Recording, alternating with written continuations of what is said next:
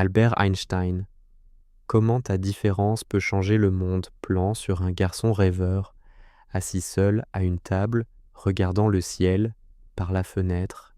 Il n'était pas comme les autres. Il parlait tard. Il rêvait trop. À l'école, on disait qu'il était lent, distrait, incapable de suivre. Ses professeurs pensaient qu'il ne réussirait jamais.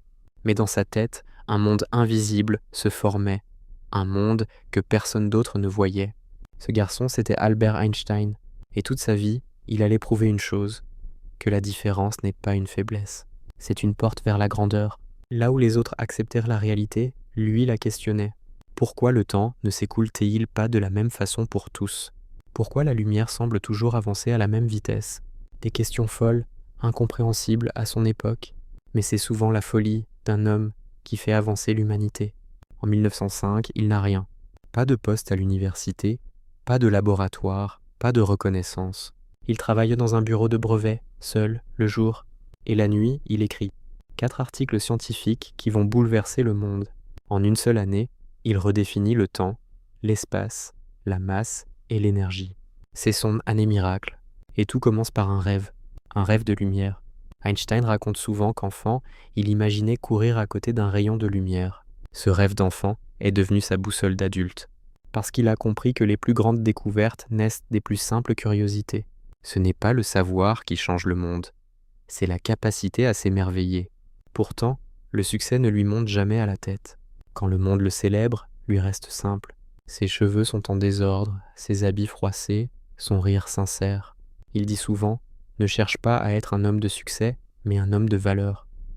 Pour lui, la véritable intelligence n'est pas de tout savoir, mais de ne jamais cesser de poser des questions. Et derrière le génie, il y a surtout un message humain. L'imagination est plus importante que la connaissance, parce que la connaissance a des limites. Mais l'imagination n'en a pas. Einstein n'a jamais voulu être comme les autres. Il a voulu comprendre. Et c'est cette soif de comprendre qui a changé notre perception de l'univers. Son parcours est une leçon pour tous ceux qui doutent d'eux-mêmes, pour tous ceux qu'on juge bizarres, différents, inadaptés. Einstein montre qu'il ne faut jamais chercher à rentrer dans le moule. Il faut le faire fondre. Si tu penses différemment, ne t'excuse pas. C'est ton plus grand pouvoir.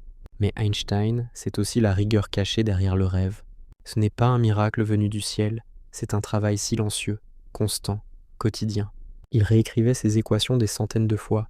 Il doutait, se trompait, recommençait. Il savait que la créativité n'est rien sans la persévérance, parce que les idées ne changent le monde que si elles sont nourries d'efforts. Et puis, il y a la foi. Pas la foi religieuse, mais la foi dans l'ordre du monde. Il disait « Dieu ne joue pas au dé avec l'univers ». Cette phrase, souvent mal comprise, voulait dire une chose simple. Rien n'arrive par hasard. Chaque échec, chaque détour, chaque silence a un sens. Dans ces dernières années, il recevait des lettres du monde entier. Des enfants, des scientifiques, des rêveurs. Il répondait à chacun, doucement, avec bienveillance, parce qu'il savait que la vraie grandeur n'est pas dans l'intelligence, mais dans la capacité à inspirer les autres à penser par eux-mêmes. Et c'est ça, le véritable héritage d'Einstein. Pas seulement ses équations, pas seulement UMC2, mais son regard sur la vie. Cette idée que le monde peut être compris, amélioré, réinventé, si l'on ose simplement penser différemment. Alors retiens ceci, tu n'as pas besoin d'être un génie, tu n'as pas besoin d'être compris. Tu as juste besoin d'être vrai avec toi-même et d'écouter cette petite voix intérieure qui te dit « Et si c'était possible ?» Parce que c'est là que tout commence. Une question, un rêve, un regard curieux et peut-être, un jour, une idée qui change le monde. Le monde ne sera pas détruit par ceux qui font le mal, mais par ceux qui les regardent sans rien faire. Albert Einstein, si cette histoire t'a inspiré, partage-la à quelqu'un qui se sent différent. Commente « Je transforme ma différence en force ». Et souviens-toi, ceux qui voient le monde autrement finissent toujours par le changer.